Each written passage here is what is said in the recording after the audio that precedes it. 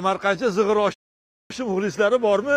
Bugun do'stlar bilan diydor kuni. Ularga Samarqandcha osh qilib berish uchun Samarqand oshiga mehmonga keldim. Qisqa fursatda ishni boshlab yubordim. Samarqandning jaydari yigiti bo'lgan G'ulomjon bolam menga yordam berib turdi. Qizib turgan zig'ir yog' quyilgan katta qozonga kachalka go'shtlarimizni, piyozni solib yaxshilab qovurdik. Sabzi, dumba, no'xat hamda ziravorlarni solib suv quydik. Zirvak maromiga yetgandan so'ng ustiga doka yopib guruchni soldik. Bu Samarqandcha oshning o'ziga xos pishirish usuli hisoblanadi. Oshni damlab qo'ydik. Samarqand oshi eng mazali taomlardan biri bo'lib, aynan shu palovni ko'pchilik Toshkentda o'z uyida tayyorlamaydi. Shu bois bu palovni aynan samarqandliklar tayyorlaydigan tamaddixonaga kelib yesanglar, baribir boshqacha.